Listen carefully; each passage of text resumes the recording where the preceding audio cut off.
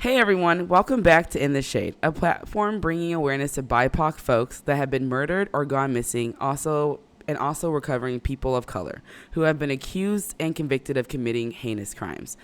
I'm Jenny Wilson, and I'm Isabel Ancella, and this is our 9th episode. Woohoo! Thanks for tuning in again. This story that we're about to tell you today is about a woman who is 25 years old and pregnant and expecting her second child. Her name was LaToyia Figueroa. Unfortunately, while this case was ongoing, it barely received any media coverage, and so we want to just kind of bring it up to the surface again and just share with you what happened. And the person that was actually convicted of this crime and who was convicted of killing her is actually even more shocking, so stay tuned.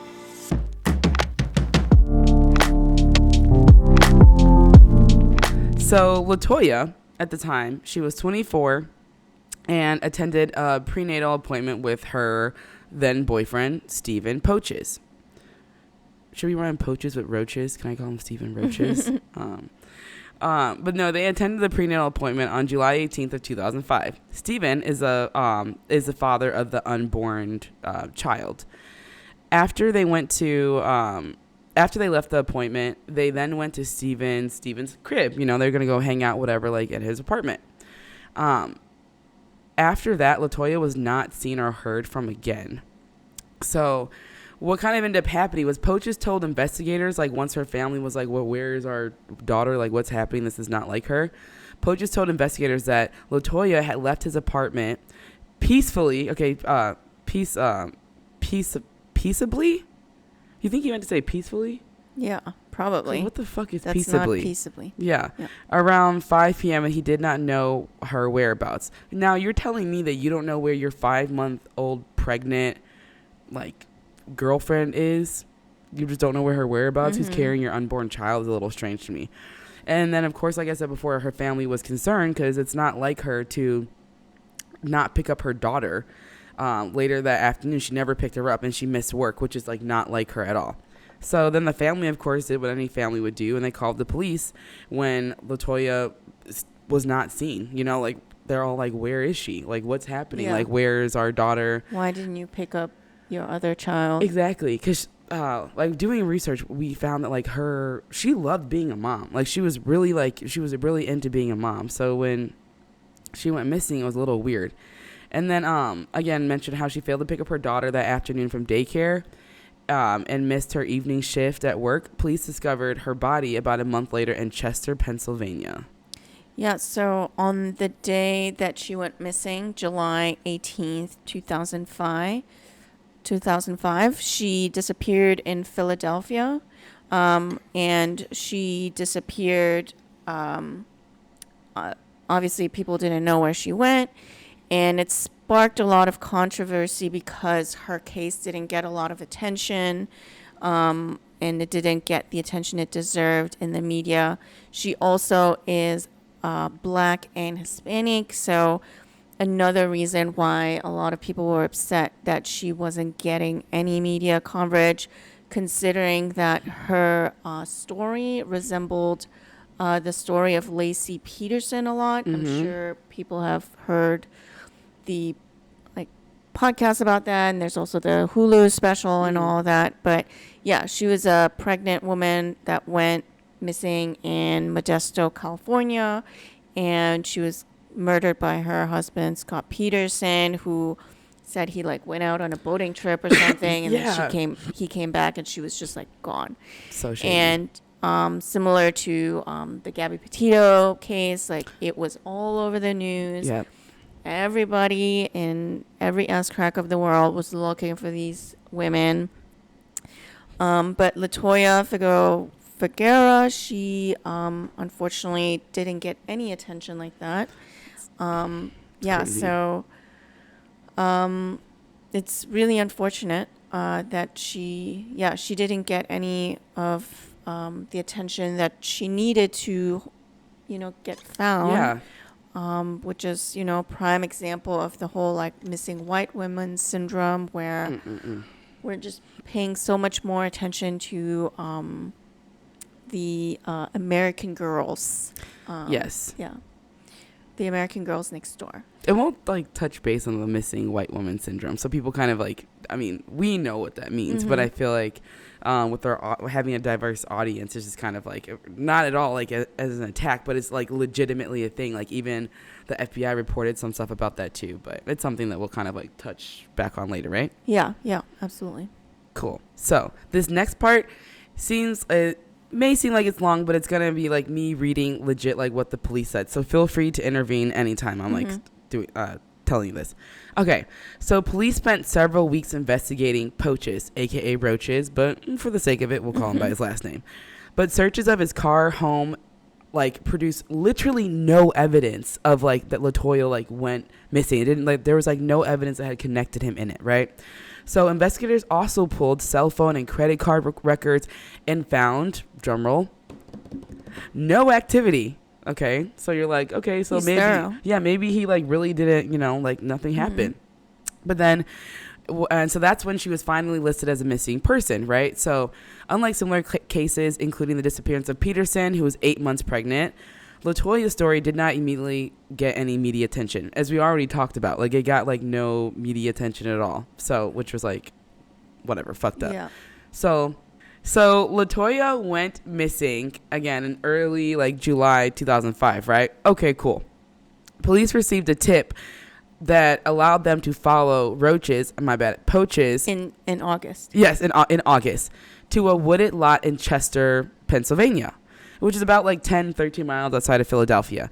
Their authorities literally watched Poaches, aka Mr. Roaches, try to relocate LaToyia's body, which then essentially this ended a month-long search, and she was no longer a missing person because they literally were watching him try to relocate her body.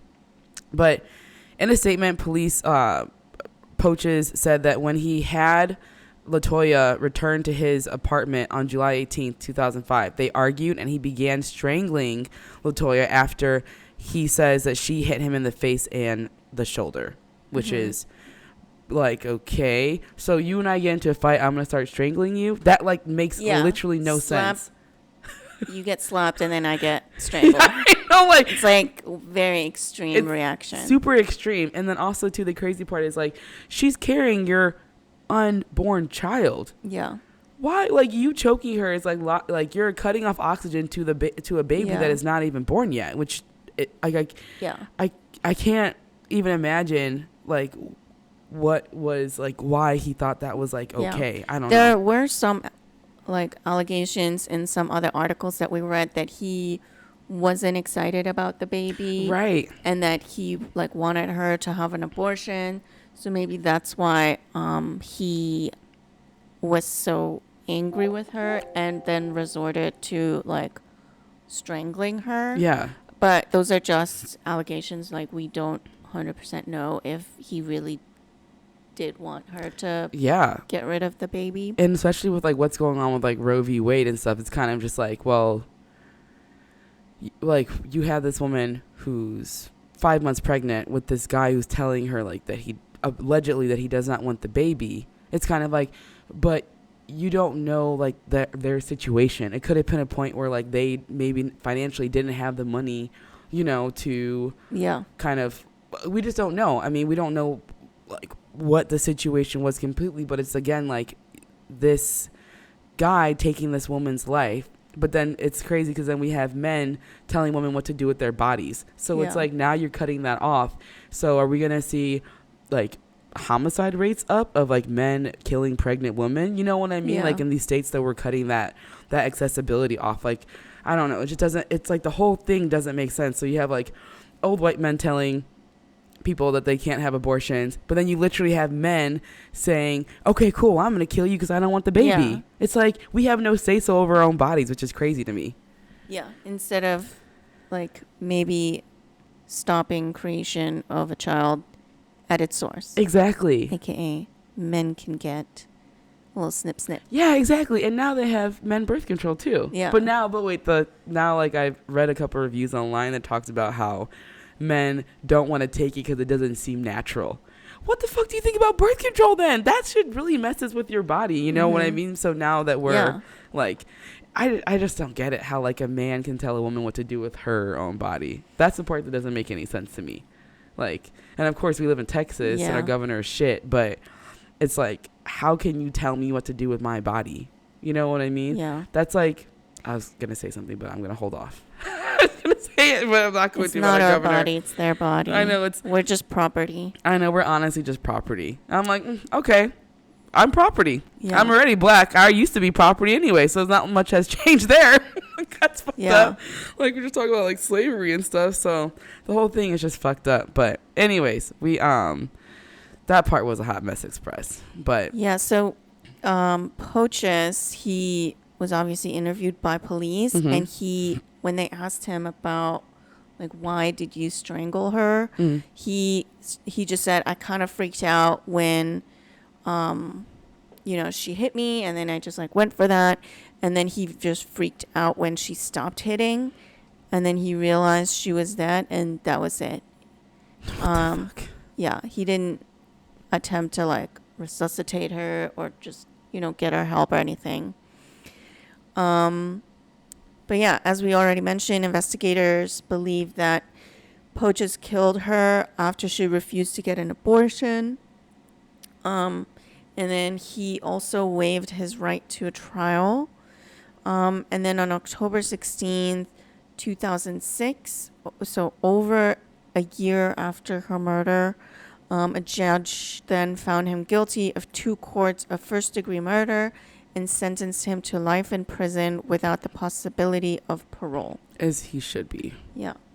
And yeah, so the reason why her case gained a little bit more media attention is due to a local blogger in Philadelphia, which is actually really cool.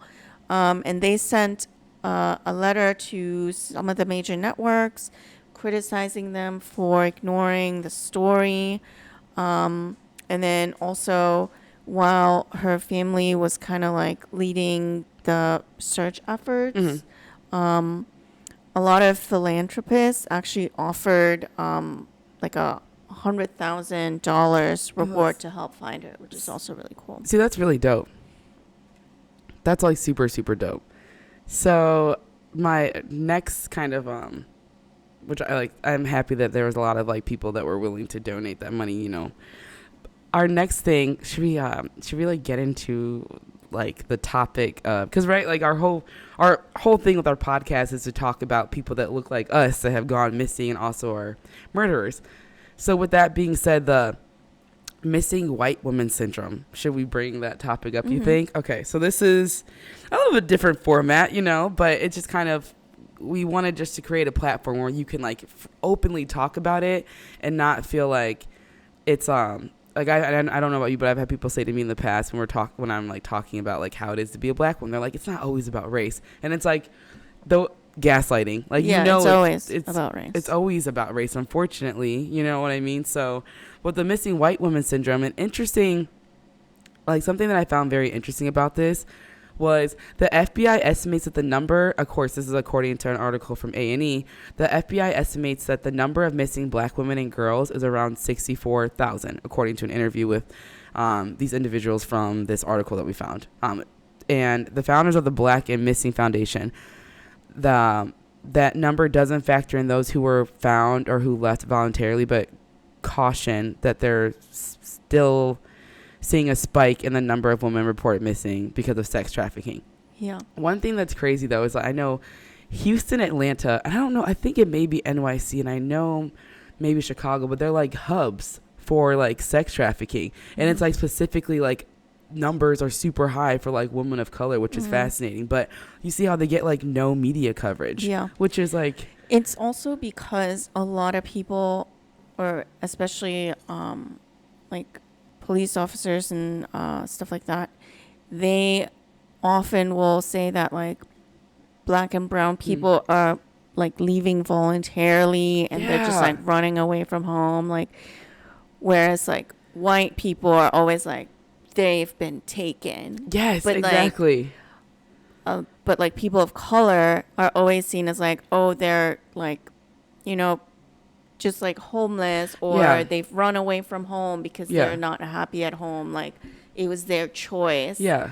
Because they probably come from like poorer neighborhoods. Yeah, it's always And that. so they just like went somewhere else or something like that. Yeah. And they always like don't take it serious. They never, that's the weird part, they never take it seriously. Yeah. So like I guess like what I don't get is that like what point, like, because we're doing, or like, you know, we've been doing, this is our 9th episode now, but to see like the constant kind of like Lauren Smith Fields and like this case and a couple other cases, what's so weird to me is that like people are wanting help, but the police are like, like, you know what I mean? Like, Yeah. I'm not saying so much of this case, but I'm just saying how like, for example, this one, it just didn't get media coverage. But like Laci Peterson literally went missing. It's like the same story, went missing. She went missing at 8 months. LaToyia went missing at 5 months. And it's just kind of like, but why did you pick one over the other? And then another thing that I because found, Laci Peterson is from like a nice white picket fence kind of neighborhood. Yeah. LaToyia didn't even finish school. Yeah. She's like working as a waitress. Yeah. I like Fridays or something like that. And yeah, she's like not well off, so her life doesn't matter as much. Right. And that's why we're not willing to cover those kinds of cases. Which to me, I like trying to like understand that, right? Because it's kind of just like, but at what point, like, what is it going to take for people to change? Like, because like I say the police, but even with the like FBI, like is also like notorious for being super racist. Like they're like notorious for even having connections to like the KKK and stuff. And it's kind of like, are we always just gonna be screwed? Because you remember that guy? I watched a documentary on him on Netflix. I can't remember his name. Maybe his name is like I don't know. He's a race car driver. He's black, or I mean, he's biracial. And there was like a noose found in his like room, his like locker room or something, like his room or whatever. I don't know. But the FBI said that he did that himself. Now, like, I do remember. Do you remember like that? Like a noose was in his like garage or something like that. Yeah. So I think about that, and I'm like, and he's in a predominantly like white sport. Can you like imagine, like, but he's like, I didn't do that, but the FBI is saying that you did it yourself. Yeah. And like you're talking about how like he made so many changes by like obviously not having like the Confederate flag and stuff. He's like, well, let's get rid of the Confederate flag at NASCAR games, and people were like rebelling against that. So why would he want to get rid of the flag but then hang a noose like in his garage? It just didn't make any sense. But the reason why I'm bringing that up is just to kind of talk about how it's kind of like, no matter who you are, if you're a person of color, it's almost like they still don't have your back. Yeah, you did it yourself, or they still don't have like your back, which is to me crazy. But then it's weird. It's like one of those things that I feel like we can talk about it on here, and I mean, it seems like it's becoming more acceptable to talk about, but like with the missing white woman syndrome, it's just like so fucking weird to like talk about it sometimes, because I feel like I'm still walking on eggshells. Yeah. You know what I mean? So I don't know. And then I also thought it was like interesting too, like when we were reading this article, and it kind of talked about how the missing white woman syndrome, a lot of the time people that Caucasian white people, however you like to identify, were talking about how like they identify with it. And so there's more people that look like them, so that's why it gets more media coverage. But then we saw with like Lauren Smith Fields, didn't really get shit. It was mainly social media. So I don't know, like with this one, it's just kind of one of those things that I'm like, this is wrong. Yeah. Like, we should be blasting your picture all over the place, but we're not for some strange, bizarre reason. But I don't know. I guess, what are your thoughts on it? I mean, it's so multifaceted. Like, I understand why there is a missing white syndrome, because as I already mentioned, like, we're always thinking like the missing white woman is like way more pure and stuff than like the black and brown girls who are probably poor and like not contributing to society because they're just like living off, I don't know, like food stamps and stuff, and living off the system. The system, yep. And not really doing much to contribute. And yeah, it's just, I think there's just so many different layers to it that are all fucked up in their own way. But I think the only way to just like get around is to just, you know, uplift these and like talk about these stories more often, and actively say, hey, somebody went missing, let's just share it. Like, oh, they're black, let's not share it. Like, we shouldn't just be like, oh, they're like different colors, and so we're not gonna, it's not required for us to also talk about that.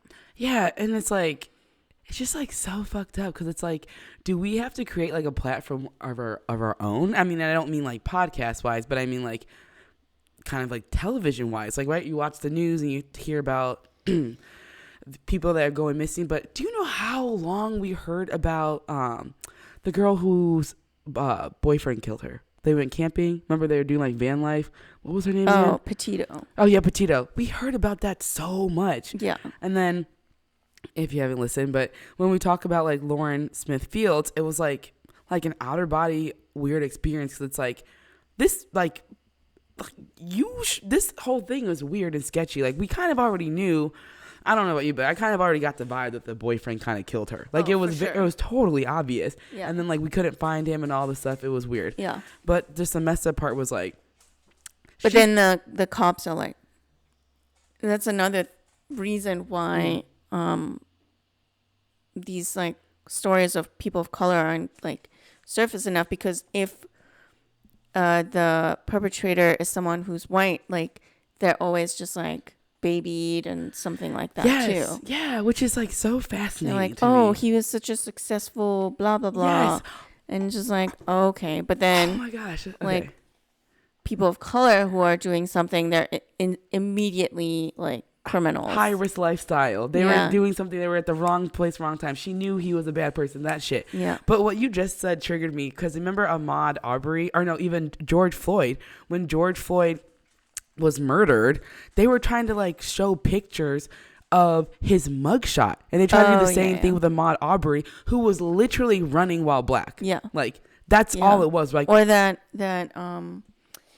man in Dallas who was like, he was like in his own apartment, and then the police officer walked into his apartment thinking it was her apartment. Yeah. And then she just shot him. Yeah. And then like, he's literally like eating ice cream on his couch. I know. And she shot him. And then they're like, he was smoking weed. Yeah. And it's like he was like what the fuck? He was like literally like. He was literally a church boy. He was like a church going boy. Like, he literally like loved like that, which is awesome. But then and then like, see that part. Okay, going back to the missing white woman syndrome, the part, and this is, I'm tying like the Dallas part that you just brought up. But then when the judge at like during her trial like hugged her before she was sentenced, and she was black too.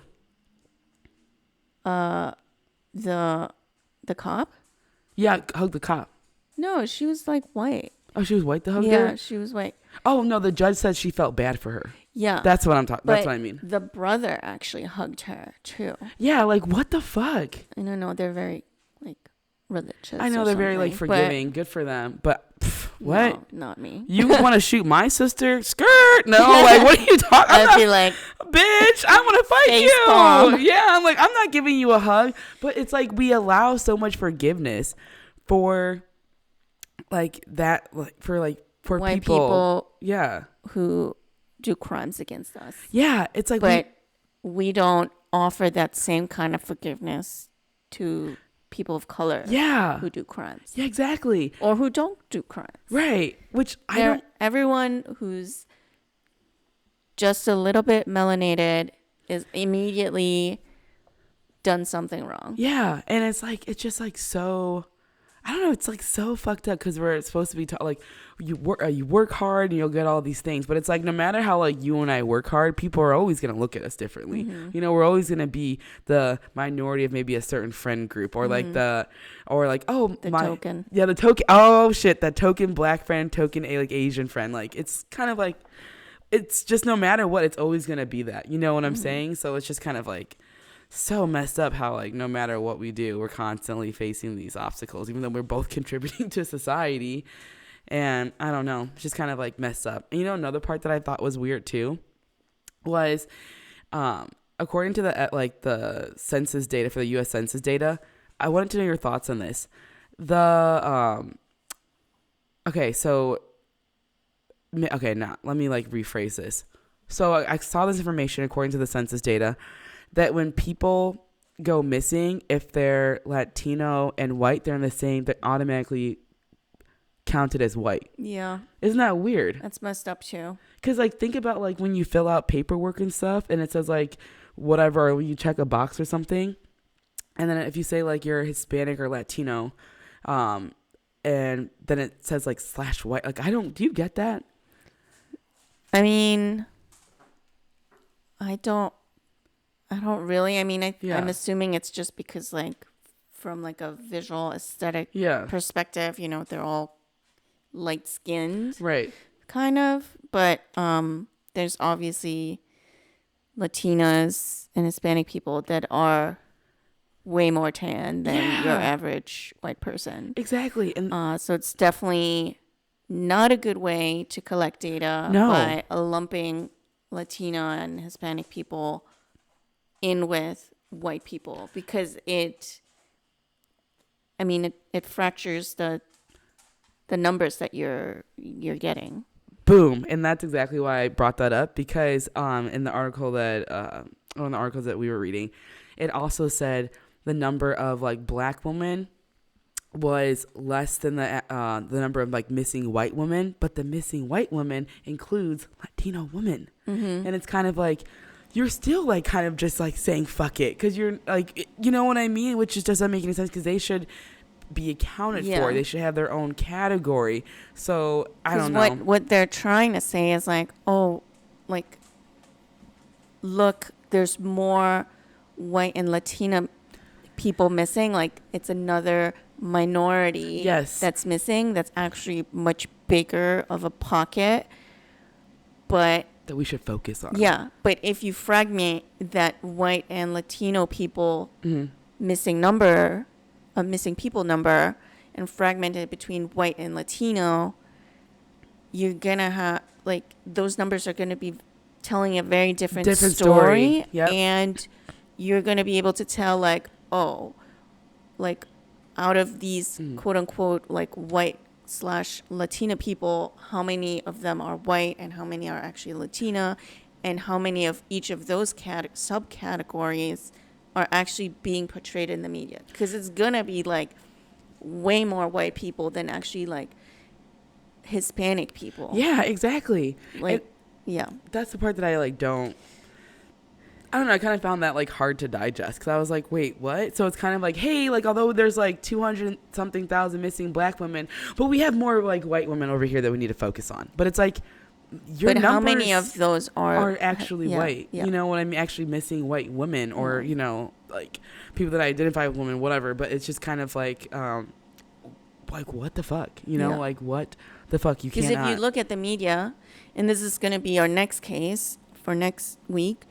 It's going to be about a Latina woman that was murdered, and we'll be talking about that a little bit. And it was one of the worries of the victim's mother. Like, her case is never going to be portrayed in the media because she's a Mexican-American woman that was murdered. And we all know those are not going to be in the media either. No. Even though they're technically under the white people pocket. Yeah. I guess it's like, because you asked me, when's the last time you heard about a missing Mexican-American person gone missing? I have no idea. Can't tell you. I can't tell you. Mine is like one of the cases that we covered, but I don't know. Like same with like indigenous women. Like I don't know the last time I heard that. Same with like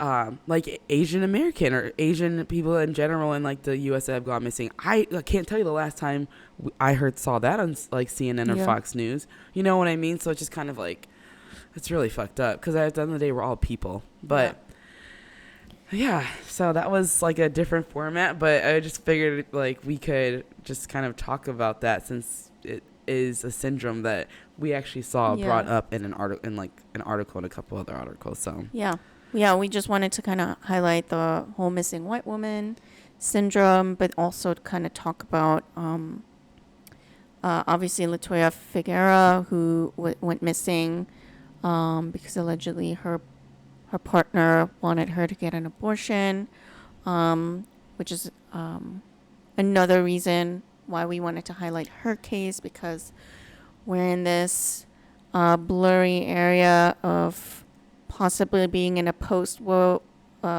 versus Wade era. So, yeah, a lot of hot topic items that we kind of just wanted to bring up today. yeah, we could go on and on about this shit. Yeah. Like, honestly, it's just like, because we're obviously super passionate about it, but it's just still like so sad to see how like we're still not getting any justice. And it's like damn near the same case, like literally as Laci Peterson, pregnant woman that goes missing. Yeah, We never even heard I never heard about her. But anyways, those are my thoughts. How about yourself? No, I think we spoke a lot about this, and I think we covered it well. Awesome. Well, this was, as we mentioned, our 9th episode. Yes. And yeah, we're in the shade, and thank you for tuning in again. Yes, thank you.